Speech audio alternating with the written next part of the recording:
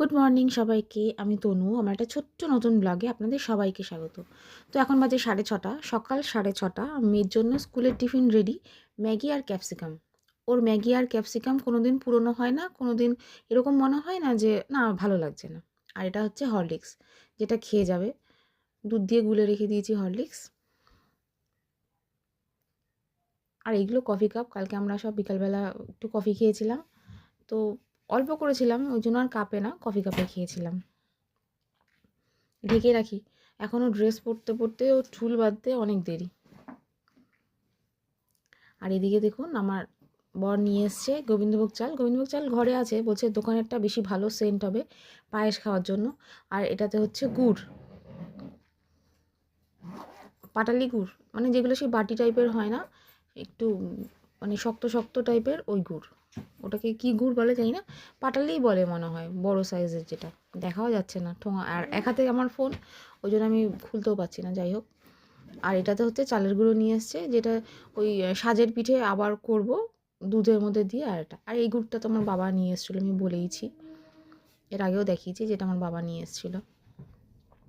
আর এদিকে সকালবেলা চা বসিয়ে দিয়েছি, কারণ এবার আমরা খাবো চা। আর এই দেখুন, মানে কিছুটা অল্প চালের গুঁড়ো নিয়ে বানাচ্ছি, কারণ আমার বর এগুলো শুকনো দুধ চা দিয়ে খেতে ভালোবাসে। কালকে রাত্রেবেলাই বলেছে যে সময় যদি পাও তাহলে একটুখানি বানিও, আমি দুধ চা দিয়ে খাবো, আমার ওই দুধের মধ্যে দিলে ভালো লাগে না, তো শুকনো শুকনো দুধ চা দিয়ে খাবো। তো এই জন্য বসিয়েছি। অল্প একটুখানি চাল গুঁড়ো করেছিলাম, মানে চাল গুঁড়ো ভিজিয়েছিলাম, ভিজিয়ে ব্যাটারটা। তো ওই যে দেখুন, একদম অল্প, খুব বেশি হলে হয়তো 15-20টা হবে। তো যাই হোক, খুব ভালো উঠছে, মানে খুব ভালো। আর এই সাজটা আমার 3 বছরের পুরনো, মেজে ঘষে রেখে দিয়েছিলাম। আর এদিকে চা হয়ে গেছে। আর এই যে রুটিগুলো, যেটা আমাদের স্টেশনের এখানে পাওয়া যায়, খুব ভালো হয়, মানে লোকাল দোকানে পাওয়া যায় না, স্টেশনে উঠলেই পাওয়া যায় এই রুটিগুলো, সেটা আমার বর নিয়ে এসছে। আর চায়ের কালারটা কি সুন্দর এসছে না, অনেকটা ভালো এসছে। একটুখানি কফি দিয়েছিলাম আমি, ওই জন্য হয়তো কালার ভালো এসছে। আর এই রুটিটা 2টো প্যাকেট নিয়ে এসছে। আর ওই যে পিঠে। আর এদিকে আজকে আমি আমার মেয়ের জন্য বানাবো ভেটকি মাছের পাতুরি।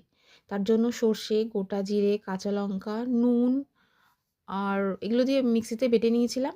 ও আচ্ছা, নারকেলও ছিল, নারকেল কিছুটা না পেস্ট হয়নি, একটা গোটাই দেখুন। আর হচ্ছে দিয়েছি সর্ষের তেল, হলুদ, লঙ্কার গুঁড়ো দিইনি যেহেতু কাঁচা লঙ্কা দিয়েছি বাটার মধ্যে। আর একটুখানি চিনি দিয়েছি। আর জিরে তো গুঁড়ো দিইনি, কারণ জিরে মিক্সিতে বেটেই দিয়েছিলাম, সেই জন্য এটাকে এখন মেখে বসিয়ে রাখবো। আজকে হবে আমাদের ভেটকি মাছের পাতুরি, মেয়ে স্পেশাল, মানে আমরাও খাবো, এমন না যে শুধু মেয়ে খাবে। যাই হোক, তো এগুলো করলেই আমার রান্না শেষ।